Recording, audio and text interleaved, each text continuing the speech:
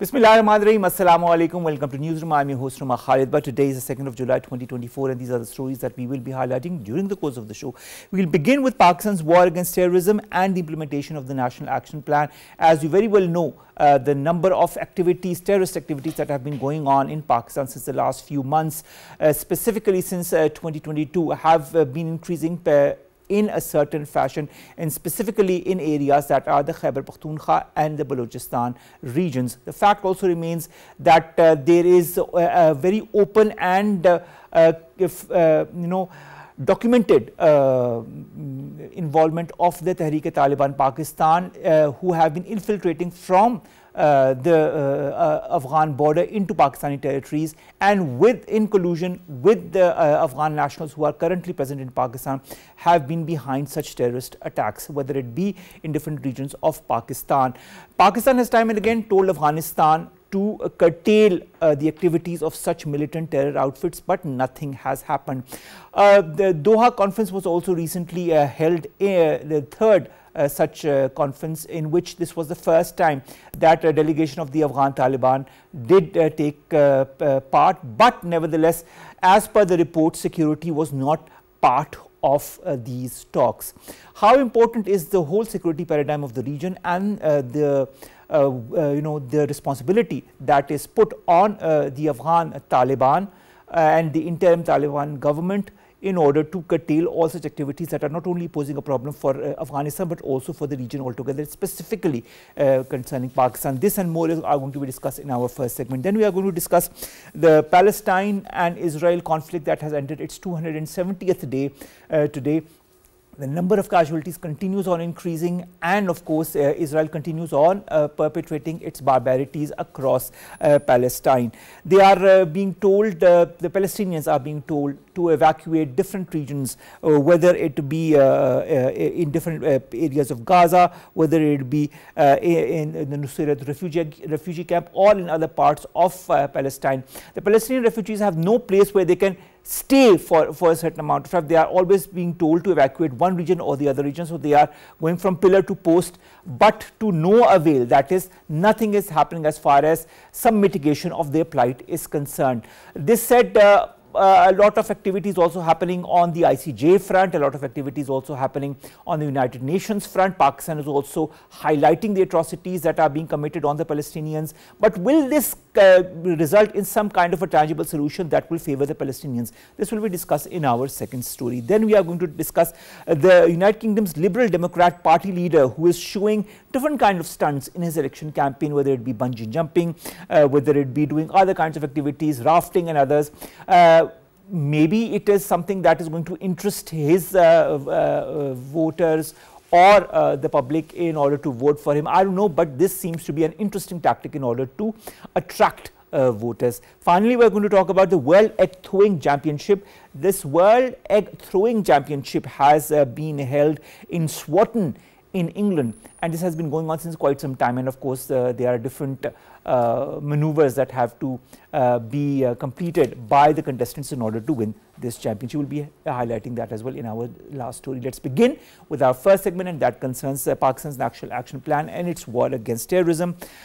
We've been joined by two guests to discuss more on that. Let me introduce them to you one by one. In the studios, we've been joined by Abdullah Khan. He is the managing director of PICSS, which is a leading think tank in Pakistan concerning security activities and security paradigm of Pakistan. And we've been highlighting many a times the data that you have been providing us as far as the casualties in different areas of Pakistan are concerned. Thank you very much, sir, to have joined us.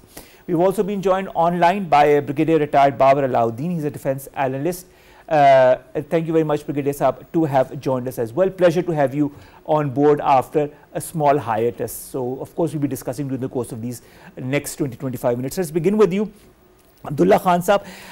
Our Prime Minister Shehbaz Sharif says the entire nation stands shoulder to shoulder with the valiant sons of the armed forces of Pakistan for purging the country from the scourge of terrorism. He also lauds the bravery of the soldiers, the officers, for carrying out successful operations in Tira area of District Khyber and Lucky Marwat.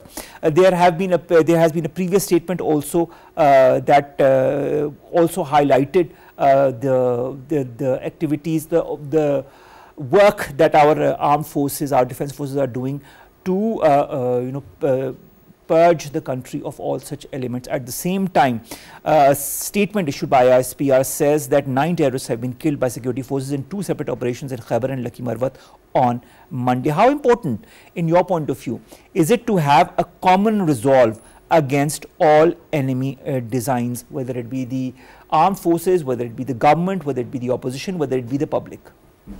Thank you very much for having me in your show. Actually, the issue of terrorism is related to whole nation. So the response should be holistic, and this Istehkam Pakistan vision, which the current government has announced after the meeting of Apex committee, was the requirement of the day, because we also need to have a holistic response, because we all are being affected, whether our children, women, civilians, or institutions, security forces.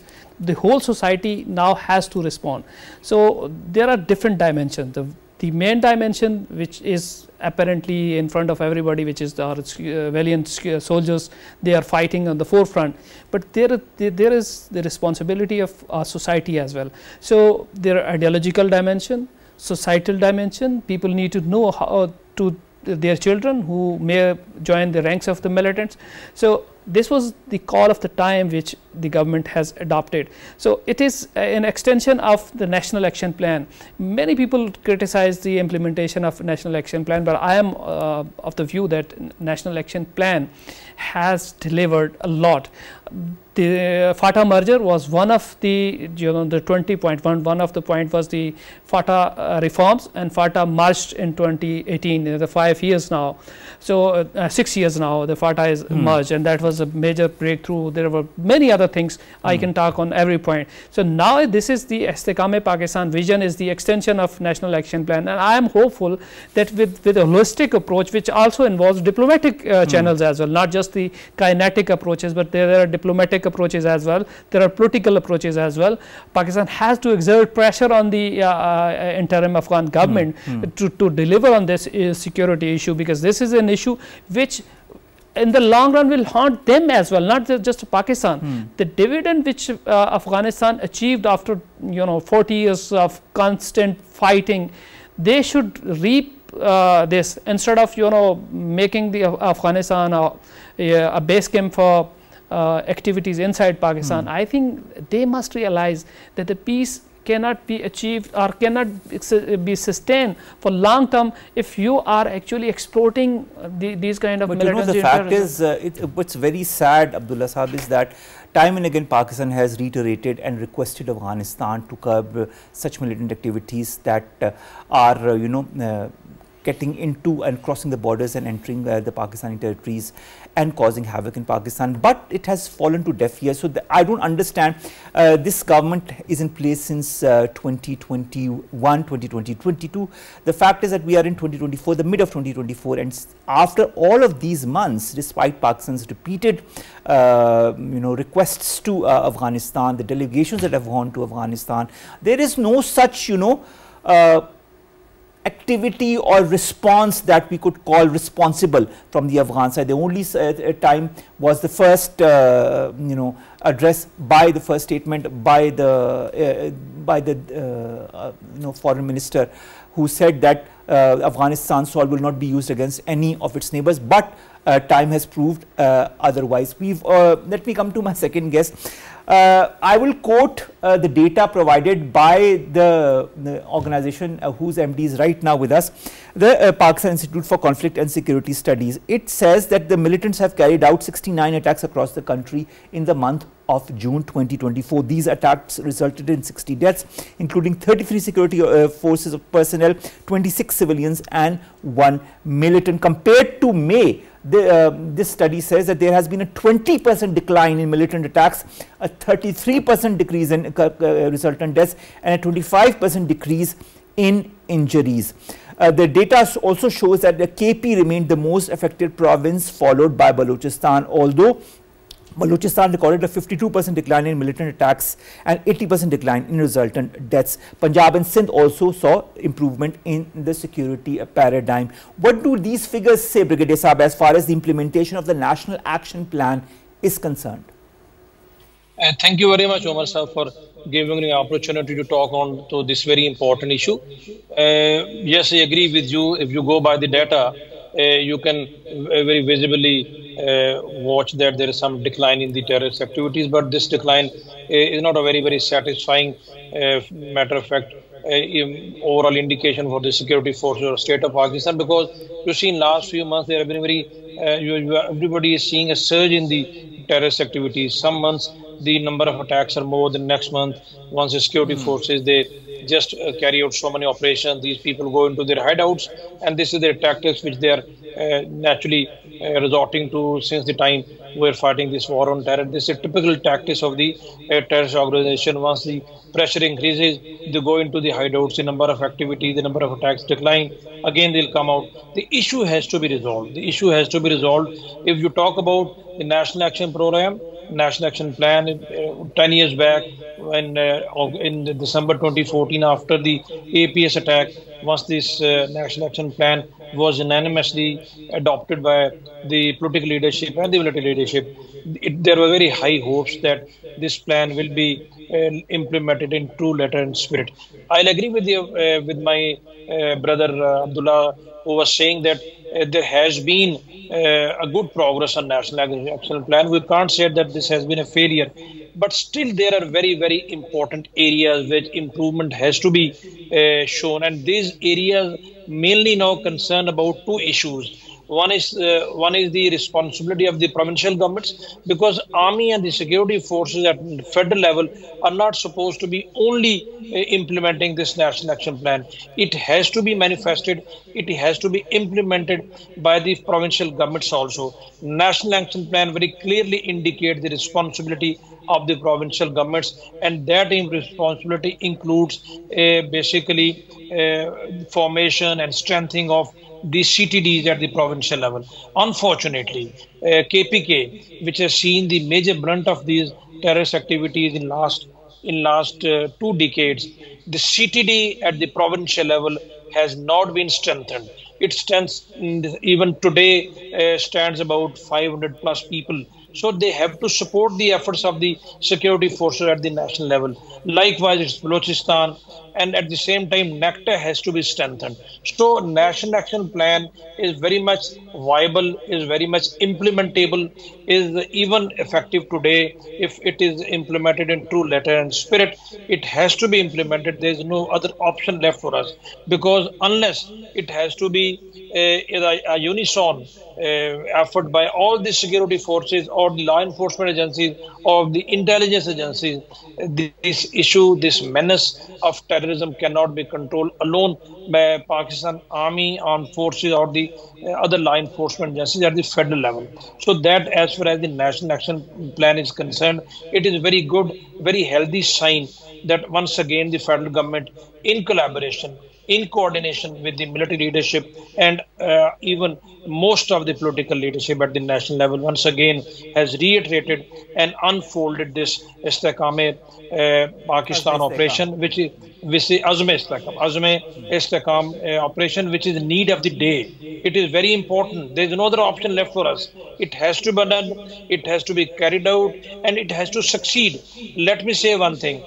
People talk a lot about these military operations. Since 2002, after 9/11, till today, in last 22-23 years, every military operation carried out by the armed forces of Pakistan has succeeded. No military operation has failed. The only problem has been the other issue, the supporting issue, the political ownership of these issues. Now, let's hope, and one must always be positive and optimistic, that government has shown its resolve, the military leadership has shown its resolve, and it will be implemented. The azmeistehkam operation will be implemented in true letter and spirit, because there is just no option other than this. All right. Abdullah Khan, your organization also, I'll refer to statistics by your organization of last year. They talk about an intensity of such activities in Khyber Pakhtunkhwa and Balochistan.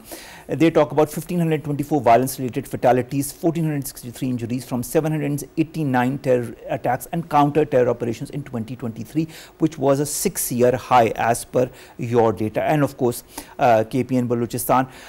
Pakistan has time and again, I will revert back to what Pakistan's efforts have been. Pakistan has also, vis-a-vis Afghanistan, Pakistan has time and again given concrete proof to Afghanistan about such activities that have been going on from elements that have been penetrating Pakistani territories from the Afghan soil.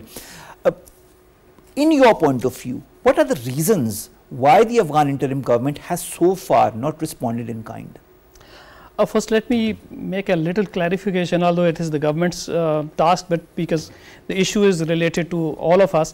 The azmeistehkam, the word operation needs to be avoided because because it is azmeistehkam vision. Prime Minister office has clarified it because there is no territory under the control of the militants. So we cannot say that just it's very different from the kinetic operations So when the word operation was used, you know, a lot of hue and cry started from and the thing was politicized by certain quarters. So we need to avoid using a term which can, you know, further politicize the issue.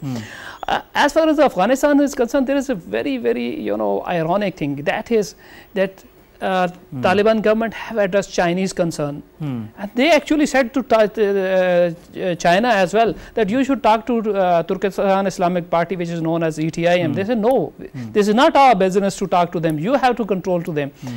Uzbekistan, they try to ask Uzbekistan to talk to the Uzbek militants, because a lot of Uzbek militants are there, Imam Bukhari Brigade, IMU and others. They said no, this is your business, and they address their concern. They address Iranian concern, they address Tajikistani concern. We are hosting about 4 million Afghans. We have done a lot for the Taliban government. Initially, you know, what was happening? If we were not standing with the Taliban government at the first 2 years, they could have collapsed. We made sure that there is no such thing from the international community, that we try to engage international community. You know, we hosted here the many conferences. One of them was Islamic OIC summit about Afghanistan here in Islamabad. For doing so much, they are, you know, responding the way, and that is actually the problem is the transition. They were militants, they came into power, and they are not understanding what the government is. They are saying that we are brother in arms, how can we can, you know, leave them, how can we do operation against them. They have not conducted operation against TIP, but they have relocated them. They have barred this Jamaat Ansarullah that you will not do any silly thing on the Tajikistan border. They have done with all other militants. They are still operating as per UN Security Council. These all militants are operating inside, but not making troubles. They are not making troubles even with their previous enemy of America. But we are the only one which are who are facing this situation. This is, I think, this is irony. And Taliban, at the end of the day, you know, our shock absorber are very strong. As the Brigadier Sir was saying, we have gone through so many operations, and every operation was successful, and this time will also pass. Pakistan's shock absorber are so strong. We have faced much bigger things. Of course, we know how to also respond in kind. You know, at the end of the day, it will be Afghanistan which will suffer. This is what they need to understand. I hope they do understand. Last question from the Brigadier Sahab, and I'd like a short answer to that. The Doha 3 conference that recently was held in Doha, of course, and this was the first time that an Afghan Taliban delegation participated with Zabiullah Mujahid as the head of the delegation. There were many talks on the rights, on the issues of the Afghan people, but security or the security paradigm was not part of those discussions as per many media reports. Why is that? Because in your point of view, was it because they do not want to talk about it openly, that is why they came? Secondly, have there been behind the scene talks as far as, you know, restraining the Afghan Taliban from continuing these operations that they are doing within their territories against other countries? They are not, they might not be directly involved, but they are harboring such elements that are perpetuating such activities. What's your take on that? I'd like a small answer, sir. Thank you, Omar Sahab. This is a very good development, very welcoming development as far as the Doha talks is concerned, because this was very badly needed. And again, very welcome development is the fact that Taliban also participated. Zabiullah Mujahid is a very, very important figure in the interim government. And although reports are that the security issue was not discussed openly, a security issue may not be an issue of most of the countries presently participating in the Doha agreement, in the Doha talks, but security remains the most important issue as far as Pakistan is concerned. I agree with you, back channel talks always they are continuing. Even now this issue is being discussed, but this issue should have been discussed right away in the Doha talks, because security remains the most important issue. Even if today rest of the world, the most important countries including UN thinks that's Pakistan's issue, tomorrow it will be the again issue of rest of the world, as it happened 15 years back, 20 years back. Now the world has to realize, this is what Pakistan have always been emphasizing, that stopping, that countering these TTP and terrorist organization is not only Pakistan's issue.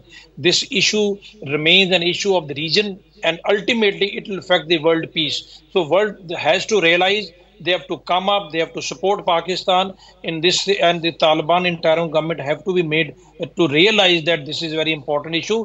I agree with Abdullah Sahab, this is important issue which concern mostly with Afghanistan. If they don't control it, Pakistan, alhamdulillah, is quite capable of defending itself, and we are doing it. We have demonstrated it with success in the past also, will do in future also. Afghanistan is a neighboring brotherly country, and so the Afghan interim government has to realize they have to cooperate with Pakistan for their own good, because of that only time will tell. To be very frank, we have told them time and again. We've had delegations that have gone there, including our current defense minister who was there as well, but no tangible response has yet been given by the Afghan interim government. Let's see, maybe the coming days have something good in store as far as this is concerned. Thank you very much, Brigadier Babar Alauddin Sahab, defense analyst, who have joined us, and also in the studios for our very first time, Abdullah Khan Sahab, managing director of PICSS, to have joined us. I hope this is just the beginning of many interactions that we'll have in the future as well. Thank you very much to both of my guests.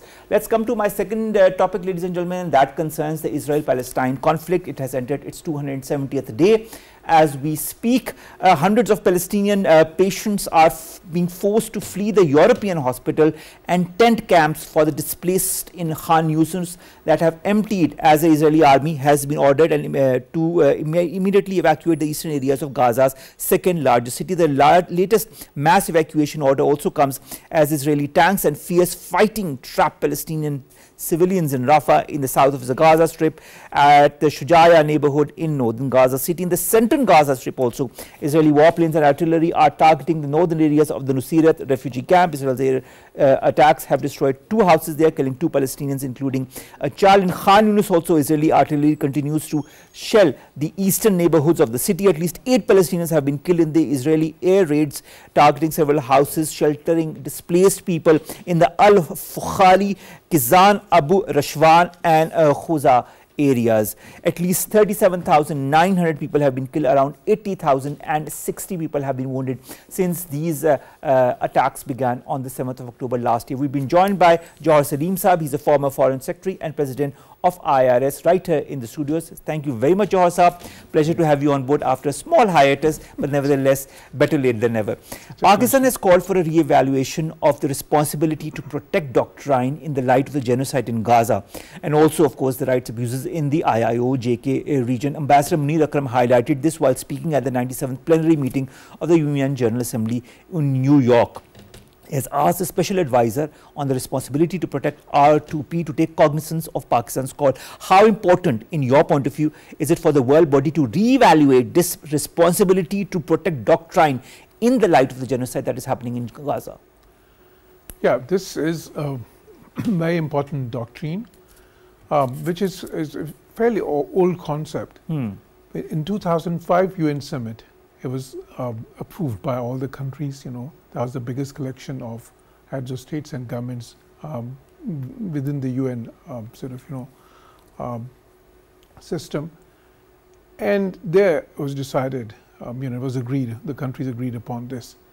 So what it does is it authorizes, first of all, it calls upon countries to protect 4 things. One is prevention of genocide situation, then war crimes, then crimes against humanity, and then ethnic cleansing. So these are the 4 key areas. So wherever you have a situation like that, then countries can raise this matter at the United Nations, and the United Nations Security Council is then authorized if they feel the need for intervention. There are again 3 pillars for that. First of all, the countries, they agreed that they would ensure them. The countries are asked to ensure, this responsibility to protect the 4 things that I've mentioned. The second pillar is that the countries help each other in ensuring that these 4 prevention of these 4 crimes. But the third pillar is, that is the intervention pillar. That is where, if a situation warrants, then countries can raise it at the United Nations, and then the United Nations Security Council can authorize an intervention. And this has happened previously. For instance, after 2005, when this was approved, in 2007-8, there was a crisis in Kenya, and then France took the matter to the United Nations, and then there was intervention, and eventually they were able to thrash out some agreement and resolve the crisis. Then again, it was this happened in Libya, in Syria again, although it was not very successful in the case of Syria. In Libya, this responsibility to protect was actually used for an intervention by Western countries. So it's not that this is something that it's an abstract concept. It is something, it is a very accepted tenet of international law on which there is a consensus. But the fact is, as we have seen in this particular crisis again and again, that there were rulings by the International Court of Justice, ICC, United Nations Security Council resolutions, but despite that, fallen on deaf ears. The Israelis didn't stop.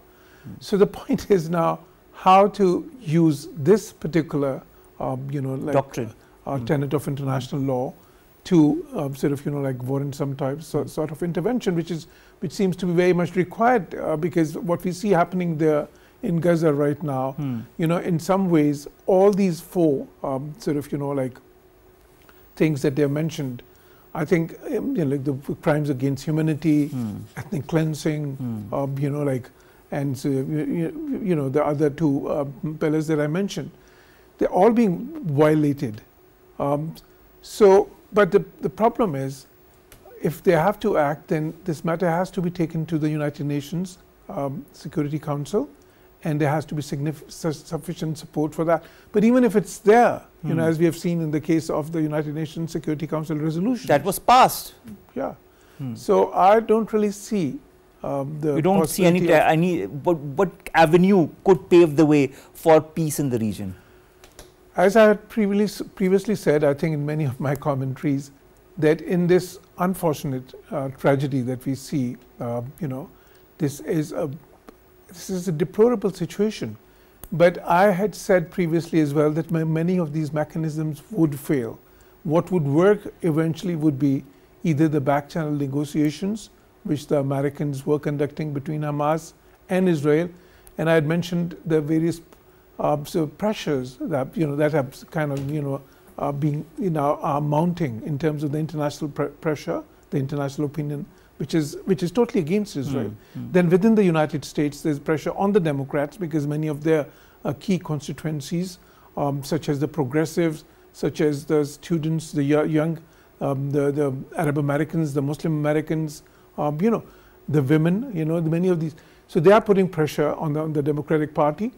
And besides that, the Europeans have started putting a lot of pressure. For instance, Spain has has announced its intention to join South Africa in ICJ to proceed, against Israel. So I think all this pressure is that. But what the Israeli strategy apparently seems to be is that they also know now that the original objective of basically eliminating Hamas is not possible. Now what they want is, they want to a certain extent, to reoccupy Gaza. They know that Hamas will be able to preserve some of its capacity, perhaps a significant bit of its capacity, because Hamas is it's not present on the ground as the Israelis say themselves in its entirety. They have those networks of tunnels and and the capacity, and besides the physical capacity or the human resource capacity, the fact is that Hamas is about an ideology, and it's very difficult to eliminate ideologies. So I think what seems to be more plausible in terms of what we can see in the coming days happening is that Israelis, and they've already said that this is the last round now, and they even say that additional 4 weeks are required to complete its military operation in Rafah. I mean, this is what Israel's Channel 12 broadcaster says, and they also say, say that this is the time they need to completely eliminate the remaining tunnels in the city. But again, the question comes: what happens after these 4 weeks? Will Israel stop after this? Will it continue? I mean, this is we've been seeing this time and again. There will be a ceasefire, there won't be a ceasefire, it will be an agreement has come out, a resolution has come out, but nothing tangible comes out. So what is the ultimate game plan of Israel in your point of view?